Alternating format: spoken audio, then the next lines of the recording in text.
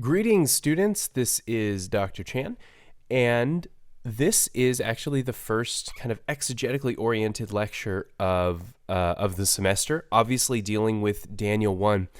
This is the first time that I have taught the book of Daniel in this particular format where we have a kind of hybrid classroom. And so, um, with all that said, it is the first time doing it this way, and the way that the videos are going to work is that the videos will primarily focus on exegetical issues, which is to say they will focus on the text itself. And because the commentaries and the text that I have you read are largely oriented toward literary and historical concerns, and so I thought that with these lectures it gives me an opportunity not only to lift up some of the kind of literary concerns, the things that might emerge as you're reading the text, problems and whatnot. But it also gives me an opportunity to inject a theological voice into the conversation. And so I would really appreciate any feedback you have on how these lectures are working. Both the online and the face-to-face students will be watching them. And so as we move through the semester, I really hope that you will give me some feedback as we move along about what's working and what's not working. Here's a little bit of a tip on how to maximize these lectures. I will be, I'll sometimes be using PowerPoint as I am right now, and I will in just a minute, but I will primarily be using accordance here with both the Hebrew text, or in our case, it will be quickly Aramaic, right, in Daniel 2, alongside an English translation. In this case, it will be the NRSV. And so I know that most of you have done Hebrew, and so this will give you a chance just to practice a little bit. And then once we move into Aramaic, it'll give you a chance to, just kind of absorb a little bit of that information. And so I may be making comments that are Hebrew-oriented, but I will do so in a way that doesn't assume that you know a ton about Hebrew. So I'll be happy to provide explanation and whatnot. So that's excuse me, that's sort of the goal. That's where we're going to go. And like I said, it's really important that as we move through this semester, that you are getting back to me with really honest feedback, because we can make course corrections mid-course, and I will be really happy to do so if I based on your feedback, I think that we need to make such a correction. So, with all that said, let's dive into Daniel 1. Before we jump into the text itself, I want to say something about genre.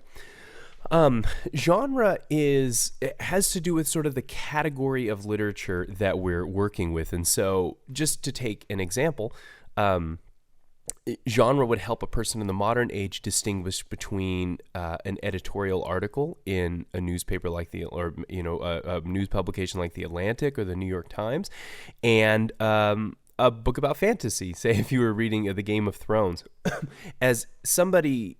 If you are from the United States or from Western culture more broadly, you would innately recognize those differences, right? You'd be able to pick up, for instance, The Lord of the Rings or something like that, the novel, and then set it alongside a biology book, a greeting card, a newspaper article, and you would innately know that as you started to read, you are reading something different, something within a different kind of literary category. It becomes more challenging to do that cross-culturally, right? And so it can sometimes be helpful to have some idea of the genre that one is dealing with. And so I want to say a few things about that. These comments are primarily relevant to chapters 1 through 6, meaning the court tale section. We'll have to talk about genre again once we get to the apocalypses in chapters 7 through 12. But for now, we'll stick with 1 through 6. The genre that most biblical scholars, in fact, I know of no detractors, the designation they would use is the court tale, or the wisdom court legend as depicted here for Daniel 1 through 6. But not only for Daniel 1 through 6, I've also listed other court tales, some of which will probably be familiar, like I'm assuming most of you will recognize Genesis 37 through 50. That's the story of Joseph. The entire book of Esther is a sort of comedic, long-form version of the court tale. And in all these court tales, there is generally a courtier, and in the case, a courtier, there's stories about a courtier who is serving a king, so serving in the royal court. In the case of Jewish court tales, like the ones we're looking at here, it is typically a Jewish person in the court of a foreign king. And so the famous dissertation or slash book on this is by Lawrence Willis, The Jew in the Court of the Foreign King, Ancient Jewish Court Legends. So this was a very important genre, especially during the exilic period, which is for much of Jewish history, right? I mean, you could even arguably say that, the exilic period continues today, at least for those Jews who live outside of the land. And the image of Jews serving in the courts of foreign kings created a kind of literary space to explore themes like what does it mean to be faithful to our Jewish faith while we serve under a king that maybe doesn't respect it, or maybe is even hostile toward that faith. That will be more of an issue in the apocalypses, not so much in the first 6 chapters. At least that's not front and center. And so here we have also Susanna, Bel and the Dragon. These are all you would find these in the more expansive canons of, for instance, the Orthodox churches. Susanna, Bel and the Dragon, first Esdras 3-4, and then Ahikar. Ahikar is one that you may not recognize. This is not a Jewish story. It's in fact from the broader Near East, and we have it in Aramaic. But it was had some circulation in the broader Mediterranean world. Near Eastern world in particular, and I would encourage you, it's not very long at all. In fact, Ahikar is referenced specifically in 1 Esdras 3-4. I would encourage you to go and read Ahikar just to see if you notice any interesting differences, similarities and differences, and there certainly are, which suggests the fact that we find these court tales outside of the biblical text suggests that perhaps the biblical texts are drawing on a broader genre, right? And this would be no surprise at all. We have this throughout the Hebrew Bible, where the Hebrew Bible it tells its own story. It borrows genres. I mean, I don't even necessarily like to use the word borrow because it sounds like that genre wasn't sort of inherent to Israel. This is part of their culture, right? The stories and the genres that we have in the biblical text are Near Eastern genres largely, and so they are the biblical texts aren't borrowing; they're just using literary categories that exist in their place and time. So hopefully that makes sense. We will have a chance to read these. Not Ahikar. We're not going. I don't assign Ahikar.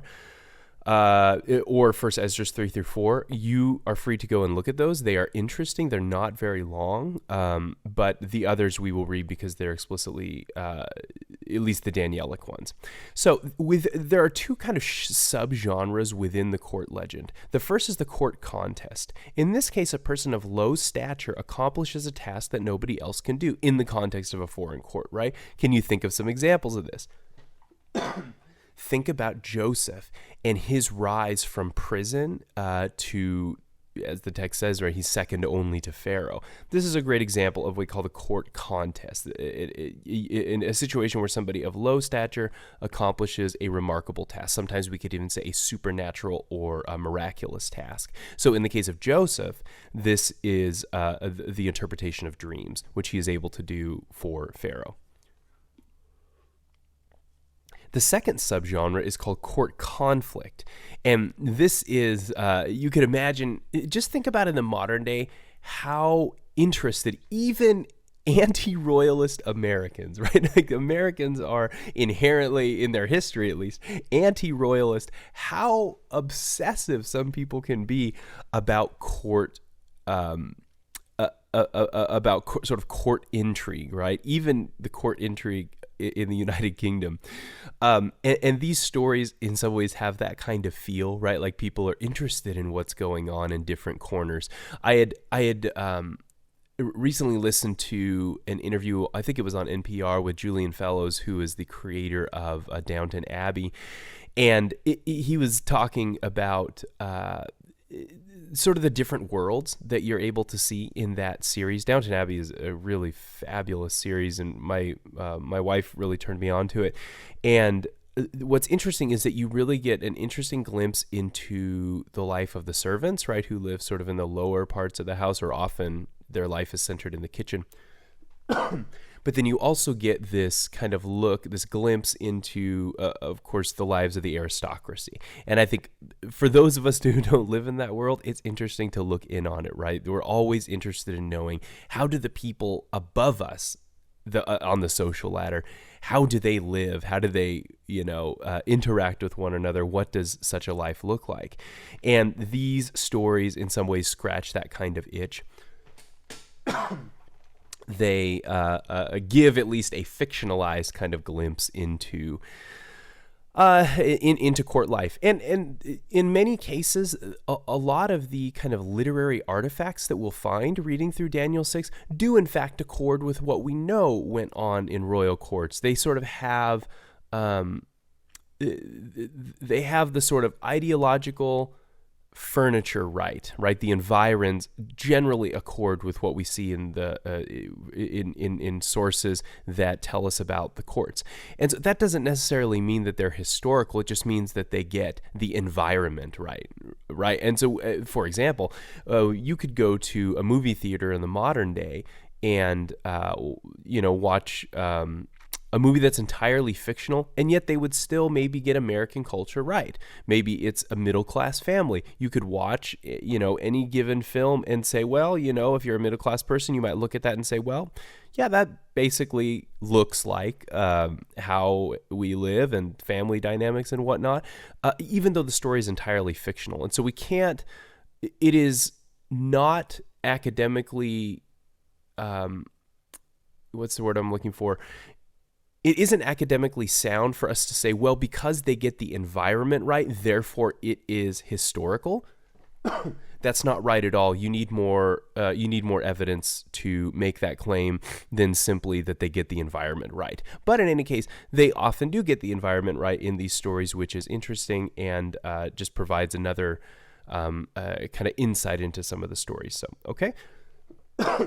So as we go through these Daniel texts, we'll be just wanting to think about, like, are we looking at a court contest? Are we looking at a court conflict? Is this something a little bit different than that? Because there's no reason why genres can't sort of overlap, right? Like why you can't have a story that borrows from multiple genres. In fact, we're going to see that Daniel 1 doesn't entirely fit into either of these, at least not perfectly. So we'll get to that image in just a bit. I'm going to transition now. Just a moment. We're going to transition now to Accordance. Here we go. I do recommend Accordance, especially for those of you who work in primary language type stuff. It's really one of the only kind of pay-to-play Bible software out right now.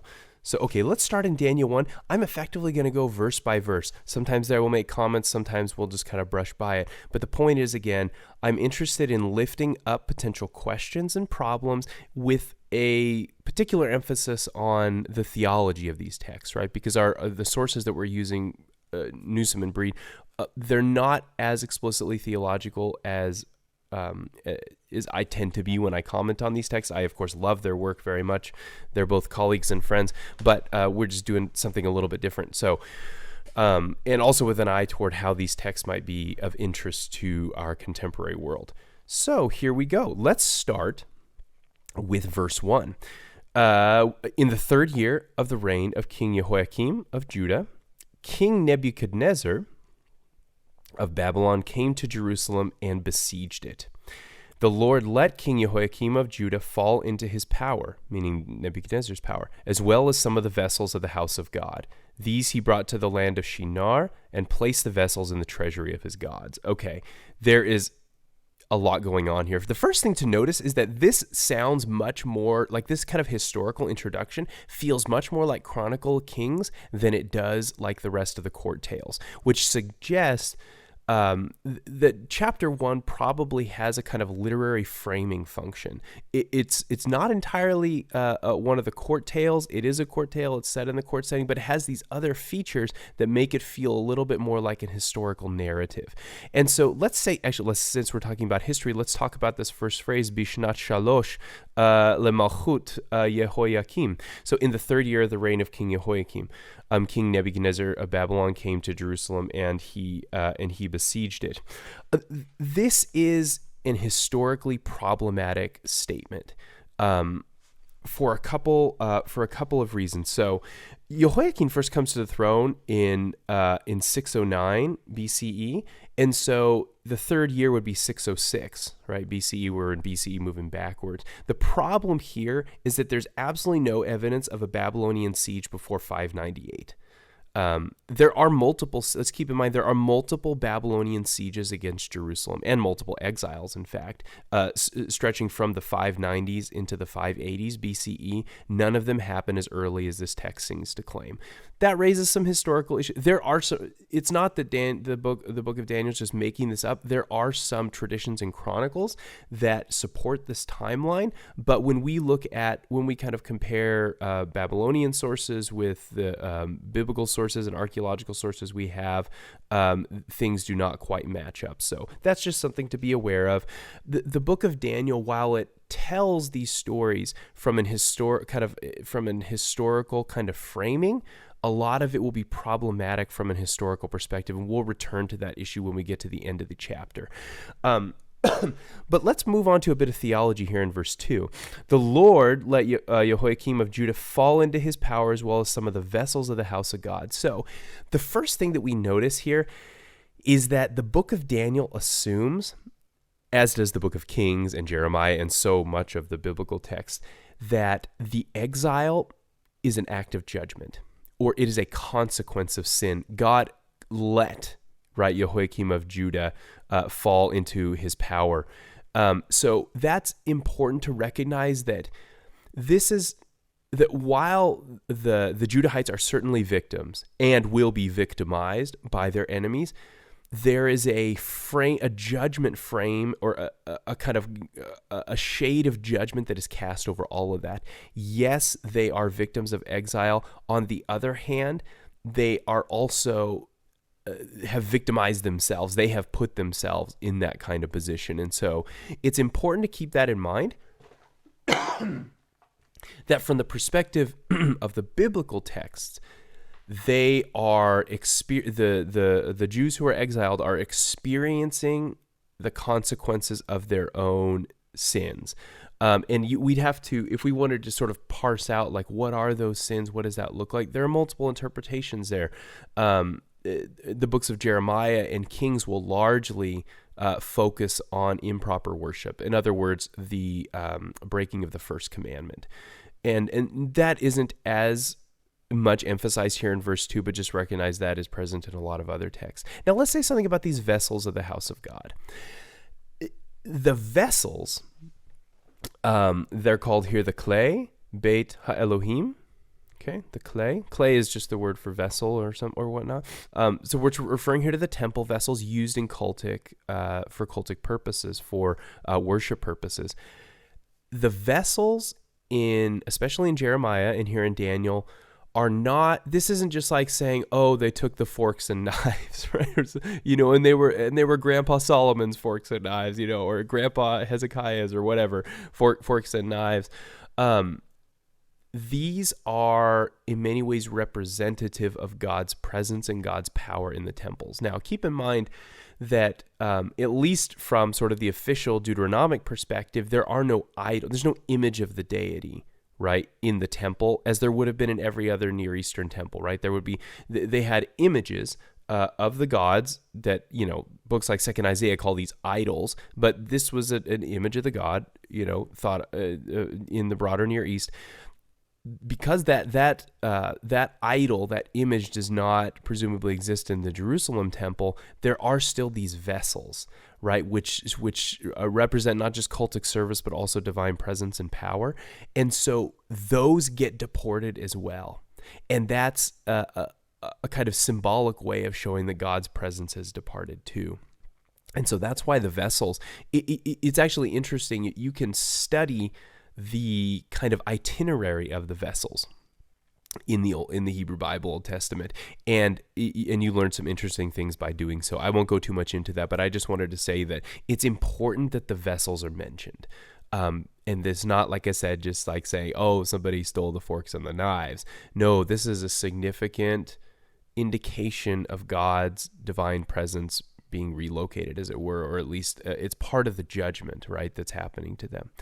These brought to the land of Shinar and placed the vessels in the treasury of his gods. So effectively, the gods get these cultic vessels are plunder, right? They're Babylonian plunder.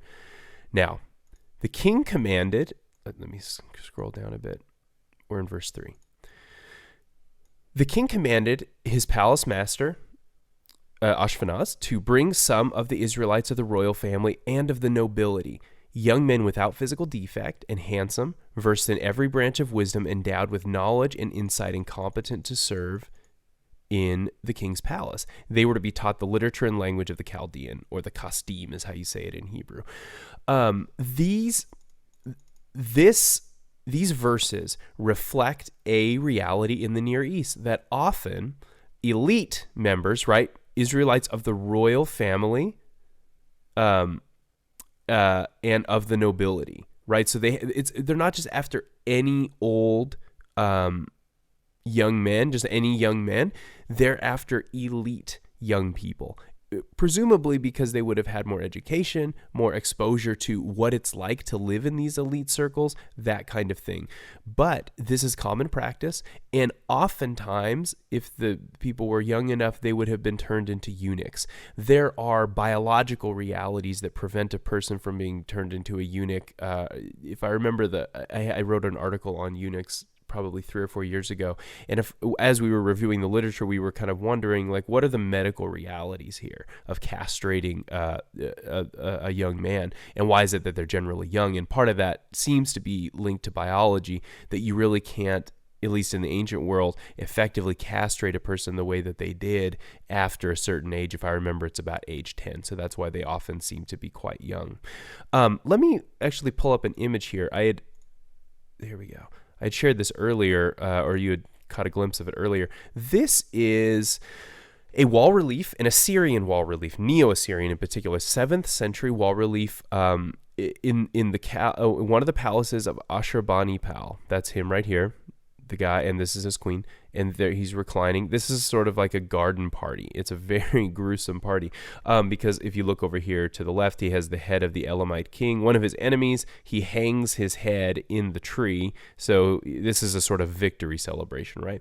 But the point I'm trying to make is, if you zoom in here a bit, you'll see all these bare-faced men. Not this one, he has a beard. Bare-faced men, often chubbier kind of cheeks, right here. Let me see if and right here, these people holding fans. The smooth face in Assyrian art was a way to demonstrate that they were eunuchs. And so this is kind of an Assyrian artistic convention that they would depict eunuchs with the use of smooth faces. It seems to have been a sort of way of encoding that they don't look like a quote-unquote ideal or normal man, right? Like a normal man, like the king here, would have a beard, or even like this gentleman here seems to have a beard. The king's face, you may have noticed, is like chipped out. Notice that? That's purposeful. This is sort of an act of damnatio memoriae, a way of kind of condemning the memory of the king. And so what we find in a lot of these Assyrian palaces is that when the Medes and the Babylonians conquer the Assyrians, and when it finally falls in 609, the Assyrian Empire, they often went through these palaces and chipped away at the faces. And here you see the hand, even the victory cup, right? The hand of the king and also of the queen. So you have all these, you don't see it so much with these eunuchs. Like, so why these two royal figures? Of course, because those are the ones that people wanted to damage. So that's kind of interesting. You can kind of see, anti-imperialist sentiment already in that artwork. So these were to be young men without defect, very competent, right, educated, and they are then taught the literature and the language, the Sefer Ulashon, Sefer Ulashon, Kasdim of the Chaldeans. Now the king assigned them a daily portion of the rations of the royal rations of food and wine. They were to be educated for 3 years, so that at the end of that time they could be stationed in the king's court. Again, that's the purpose. The king isn't just bringing them into his fold for no reason. They are to be stationed in the king's court. And you can imagine why a king might want to have voices or representatives from a variety of the cultures that he had conquered. You could think about it from a propagandistic perspective. So, for example, these kings would, maybe welcome foreign kings who might be wanting to bring their tribute to them. And as they moved their way through the court and interacted with the various servants there at the court, they would see servants from Israel. They would see servants from Edom, or all these different places where that the Babylonians had conquered, and it would be a way of saying, look at what I, the king, have done. I have conquered all these people, and their bodies here in my palace are evidence of that, right? Like, that is horrific and gruesome and terrible, but you have to understand that that's how the element of display is linked closely to how royal power was communicated, especially to visitors. And so it's horrific and it's terrible. It is enslavement, right? This is an instance of enslavement and a forcible service, right? And a forcible relocation. It's deeply violent. It's deeply terrible, and they're literally marked by it, right, in their very bodies. And so, especially if they are in fact eunuchs, we don't know with certainty that Daniel and his friends were eunuchs. I am saying that I think one can reasonably speculate that they might in fact be. The other issue there is that we know that Daniel never had children, or at least there's no evidence of that. And same with his 3 friends. So, okay. So they're educated for 3 years, so at the end of that time they could be stationed in the king's court. Among them were Daniel, Hananiah, Chechaniah, Mishael, and Azariah, from the tribe of Judah. So they're all Judahites. But they're going to get new names. The palace master gave them other names, right? Daniel he calls Belteshazzar. Hananiah he calls Shadrach. Mishael he calls Meshach, and Azariah Abednego. So the important thing to note here is that they are basically being given Babylonian names, right? Notice, for instance, with Daniel's name Belteshazzar, his name begins with the word Bel, which is the name of a deity. And so, Nebuchadnezzar, his name begins with the name of a deity as well, Nabu. So, anyways, all of them are given new names. This was a really common practice. This was a practice even in Israel. Let me see if I can pull up an example to show you of what I mean. We'll go to Jeremiah 38. Okay. Just need to scroll down again. So this is one of the stories in which Jeremiah gets thrown into, in which he is thrown into the cistern, thrown into jail. So they took Jeremiah and threw him into the cistern of Malchiah, the king's son, which was in the court of the guard, letting Jeremiah down by ropes. Now there was no water in the cistern, but only mud, and Jeremiah's sake. Now here's where the renaming stuff comes in. Eved Melech the Ethiopian. Right? A eunuch, in this case, we know he is a saris. That's the word for eunuch over here, right here. Probably derived from an Akkadian term. So sareshu, which has to do with, which is a term used for an official, or and also a eunuch. But it's probably saris in Hebrew is probably derived from like I said, from the Akkadian term sharesh. Okay, a eunuch in the king's house heard that they had put Jeremiah into the cistern. The king happened to be sitting at the Benjamin gate. So Eved Melech left the king's house and spoke to the king. So we're not going to read the whole story. The point is, Eved Melech, that is not his Ethiopian name, right? Eved Melech is, look at it in Hebrew. It's servant of a king, right? Or royal servant. That's what his new name is. This was common practice in the Near East, that when you brought in a foreigner to serve in a royal court, they would be given a new name. There's a lot of cultural significance to renaming. I mean, Abraham and Sarah get new names, right? From Avram and Sarai to Sarah and Abraham at this really significant point of their life. And the renaming phenomenon also exists in these royal circles and also indicates a kind of change of station, of life station. So that's kind of what we're seeing here. They have different names, and the book of Daniel is really in many ways about the negotiation of identity, right? The negotiation of who a person is. And so from a literary perspective, the shift in names also helps us recognize, even at this early point, that they are being forced into a situation in which they must negotiate identity, okay? They have to negotiate let me put it this way. Give me a second. Let me take a drink. This is getting a little bit dry in the mouth. They have to negotiate an identity that they have had since birth alongside an identity that was forced upon them. Okay, so that's sort of the reality. It's more, that's the reality that we will see operating throughout these court tales. Okay, so hopefully that makes sense. But, and here we're going to get a little bit of tension. This is actually the key point of tension in this story. Daniel resolved that he would not defile himself with the royal rations of food and wine, so he asked the palace master to allow him not to defile himself. Now, as sort of people who are generally aware of biblical texts and maybe even of Jewish history, we might assume that this is a kashrut issue, right? What do I mean by kashrut? A kosher issue. This text does not indicate that.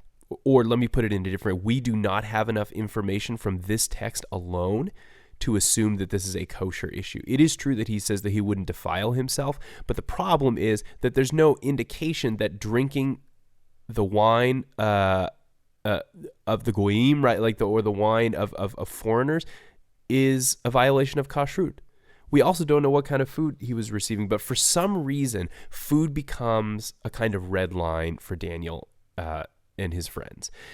So I think the best we can say, we cannot push this text to say that they're kind of making a stand based on dietary laws, or the kashrut laws that we know about. The best we can say is that food was a marker of identity, and that Daniel and his friends were not willing to cross that line for whatever reason. So food's going to be the hill, or sort of the red line that they're going to draw for themselves so that they do not defile themselves. Again, we don't know the full reasoning behind this, but I think it is worth noting that kashrut laws during the time of Antiochus IV Epiphanes in the 2nd century, right? Or second century, who is actively persecuting Jews, does seem to come after them for their dietary strictures or restrictions. And in the case like of 2 Maccabees 7, where you have this kind of fictionalized narrative, a mother and her sons, a Jewish mother and her sons, they are ordered to eat unclean foods. To be sure, people in that time who may have been familiar with this story would probably read a story like this and at least see their own struggle in it, okay? But from a historical perspective, we cannot necessarily assign their resistance in verse 8 to kosher laws. To identity issues, for sure. Why they chose to make food and wine an issue, we just don't know. We just don't know, but they do. So now God is going to intervene here. Isn't it interesting? It's actually interesting to me how the ways that God is involved in this text. So at the beginning, right, we had God involved as a judge, handing over Jehoiakim of Judah, or allowing him to fall into the power of the Babylonians. So there you have God in a judgmental role, but in which Nebuchadnezzar is the agent of that judgment, right? So God is sort of hidden behind the action of this king. In this case, God functions as a kind of influencer, behind, not like an Instagram influencer, but sort of behind the scenes, allowing Daniel to have favor and compassion from his palace master, who we call Hasarisim. Notice the translational issue here. He's called, in fact, Sar Hasarisim. If, in fact, Saris is the word for eunuch, then they call him here palace master. Probably the translation is chief of the eunuchs. At least that's one way that you could translate it, as Sar Hasarisim, which is yet another kind of bit of evidence that Daniel may in fact be a eunuch, because he's the one who oversees him and his friends is the Sar Hasarisim. But that's an open question. We just don't know. There's some debate about whether Sarisim, which, like I said earlier, is probably derived from the Akkadian phrase shareshi, which is used for an official title and for eunuchs. It's not certain whether it should be translated like that here. I think probably so. But in any case, Daniel presumably receives compassion. That's what the text says, and God was involved with that. The palace master said, or the Sar Hasarisim said to Daniel, I am afraid of my lord the king. He has appointed your food and your drink. If he should see you in poorer condition than the other young men of your own age, you would endanger my head with the king. So, I mean, the palace official's rightly concerned for his own well-being, right? And so he says, look, I just don't want you to appear as if you're in bad condition, because now you want a different kind of diet. So then Daniel asked the guard, whom the palace master had appointed over these four, test your servants for 10 days. Let us be given vegetables to eat and water to drink. This is sort of, maybe you've heard people refer to like the Daniel fast. This is where it comes from, is exactly from this verse. Let us be tested. You can then compare our appearance with the appearance of the young men who eat the royal rations, and deal with your servants according to what you observe. So Daniel, right, he's pretty smart politically. He really is. He says, let's just do a little bit of a test here. I don't want you to get in trouble either. Let's do a bit of a test, and let's see if we actually do end up looking, faring for the worse if we adopt this different diet. So he agrees to the proposal and tests them for 10 days. At the end of 10 days, and here I think we see sort of a hidden divine involvement, right? Like maybe God's adding extra calories to the vegetables or something. I don't know. At the end of 10 days, it was observed that they appeared better and fatter than all the young men who had been eating the royal rations. So not only are they, sort of on par with the other people eating these rations, now they're like the blue ribbon pig. Right? Like they look even fatter than everybody else, so they look healthier. This is what they're saying. So the guard continued to withdraw their royal rations of the wine they were drinking and gave them vegetables. So the guard says, okay, fine, it's working out. We'll allow you to do that. So here we see this is actually, they are using food as a strategy of resistance, right? I mean, that's an important thing to know, that they are saying we are somehow going to carve out an identity for ourselves that is somehow faithful, right? I think we can read into the concern about defilement mentioned earlier, in verse 9, I think. We can read into that concern a religious concern, I think, at the very least an identity concern. And so they're going to draw the line there, and God's going to bless it. And you'll notice, though, the way in which Daniel, he negotiates this. He's smart. He's not there leading a revolution, right? He's not trying to overthrow the government. He's not trying to hold up a protest sign while the king is sitting on his throne. No, he's going to carve out a space, a place where they can express their identity, but he's going to do it in a way that also doesn't endanger others within the system, and also, of course, doesn't endanger himself. So we can see within that a strategy of resistance that is non-revolutionary, right? It's a non-revolutionary way of pushing back against a system. Now, I recommended in my conversation with the face-to-face class, I recommended a couple different movies that I thought provide an interesting framework for thinking about Daniel. One of those is The Butler. Lee Daniels, The Butler, which stars Forrest Whitaker, one of my favorite actors. Forrest Whitaker similar to Daniel here, plays a butler in the White House, right? He is instead of being a Jewish man in the court of the foreign king, he is an African American man in the court of the American president.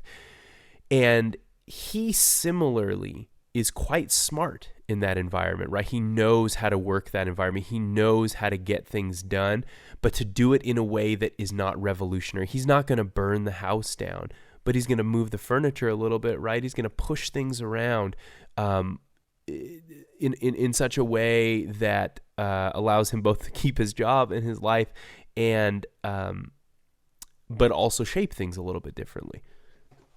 That is sort of the strategy of resistance that we're going to see, especially in this first chapter. All right. To these 4 young men, God gave knowledge and skill in every aspect of literature and wisdom. Daniel also had insight into all visions and dreams. So God gifts them with this knowledge and skill in every aspect of literature and wisdom. So they're all around, kind of all around wise guys. I mean that in a very positive sense, right? But God has given them this particular gift. And Daniel, this leans a bit into the future chapters. He has insight into visions and dreams. And so he is a kind of dream interpreter, a seer, a dream seer, or kind of a dream decoder, as it were, a vision, both visions and dreams. So that actually, this phrase that he is insight into visions and dreams, the phrase is used here. Let's scroll down into chazon vechalomot. This is bechol chazon vechalomot, into all visions and dreams. So that kind of leans into into the future chapters, right? Not only into the court chapters, also into the apocalyptic chapters, which is one of the reasons why I think we can assume that this chapter was written a little bit later and as a kind of introduction to the book as a whole, meaning to the book both in its court tale elements and in its apocalyptic elements. At the end of the time that the king had set for them to be brought in, the palace master, right here, the Sarhasarisim, brought them into the presence of Nebuchadnezzar. So this is sort of the big day, a big day when they will be presented before the king. And the king, in fact, sort of interviews them, right? The king spoke with them, and among them all, no one was found to compare with these 4 Jewish youths. Therefore, they were stationed in the king's court. So the king is impressed. We see, in other words, the results of God's gifting, even in their first conversation with the king. So this is one of the things we notice in the Jewish court tales, is that the Jewish courtiers, like Joseph, like Esther, are sort of specially gifted and are singled out for their wisdom, singled out for their abilities. And as a result, they are given a high position in the courts of these foreign kings. And this, at least this fact, is sort of attributed to God's gifting in Daniel 1. In every matter of wisdom and understanding concerning which the king inquired of them, he found them 10 times, they even get a number attached, better than all the magicians and enchanters in his whole kingdom. So they are significantly ahead of these others. And this will provide them with not only with protection, right, in a potentially dangerous situation, it will also provide them with opportunities. And those opportunities, especially, well, actually for both Daniel and for his 3 friends, opportunities to speak to the king. In fact, the first 4 chapters, you could even, apart from this introductory stuff, so I guess we're talking 2, 3, and 4, are really about the education of Nebuchadnezzar. And his tutors, his tutors are really these youths, these wise youths who, because of their gifting, who because of their exceptional God-given skills, have the ear of the king. And in some very, very critical moments, when they will actually become the king's tutors and sources of wisdom. So that's very, very important. In fact, the voice of God to him. Daniel can now, okay, we're at the end of chapter 1, which is where we'll end this lecture. But I want to make a note here. Daniel continued there, that is in the court, until the first year of King Cyrus, who is called the Koresh. Here's another historical problem. So the first chapter of Daniel is bookended by historical issues, right? Earlier I mentioned the third year of Jehoiakim being problematic. Now let's talk about this claim right here. If we were to turn to Daniel 10,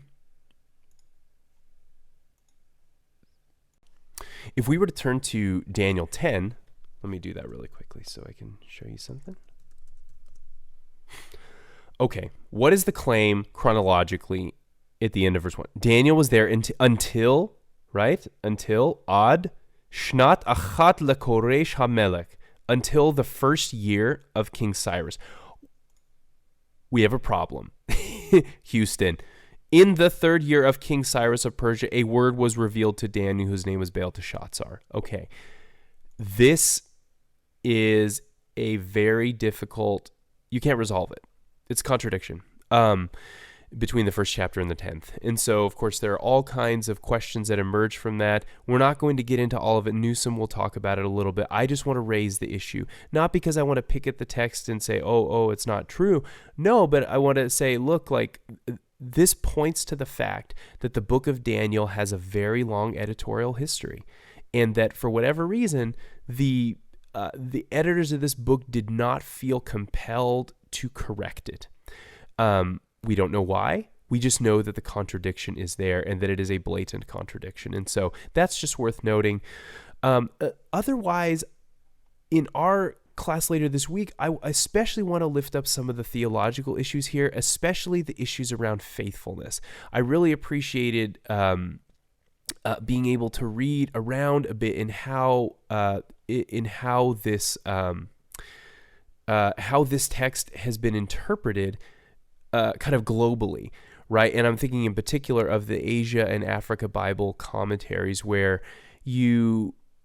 especially in the Africa Bible commentary, where there is some really interesting reflection on what it means to live in exilic contexts, what it means to live under leadership that is not ideal, and what it means to be faithful in a context that is sort of opposed to your very identity, or at the very least that grates against it or provides significant resistance to how you believe that you are called to act in the world. And so we'll discuss some more of that stuff in our course this week. I'll raise some questions about this whole issue of faithfulness. What does it mean to be faithful to God in a context like this? When and where and how should resistance be mounted? And maybe you'll be critical of Daniel. Maybe your initial response will be, well, hey, Daniel didn't go far enough. Maybe so. That's, again, pointing back to the story of the butler. I urge you all to go watch that, because in that in that film, you see between father and son a kind of disagreement on how to push toward the same goal, which is effectively equality, the equality of African Americans in America. But the son and the father disagree not on goal but on tactic, is one way of putting it. I recently had an opportunity to interview Joe Davis, he's local here in Minneapolis. Former Luther Seminary student, former artist in residence, and he's just a creative, is the best way to describe him. He recently created an album called Echoes of My Ancestors. You can find it on SoundCloud. Joe Davis, and that is a remarkable album in which interwoven between the songs are these fictionalized, really well voiced over interactions between Martin Luther King Jr. and Malcolm X, which kind of famously have been put into juxtaposition with one another. Sometimes maybe that juxtaposition is too sort of strongly put, but there are tensions there. And through these voiceovers, they kind of put those two into conversation. It reminds me of some of the dynamics that we'll see in Daniel and some of the questions that no doubt would have arisen for exilic Jews, namely how, or should we resist, and if so, how? And I think the book of Daniel is attempting to explore some similar types of questions as it wrestles with exilic reality. So, all right, that brings us to the end of our lecture for this week. I hope you enjoyed it. Let me know if you have any feedback. Otherwise, I will see all of you either online or face-to-face in class. Thanks, everyone.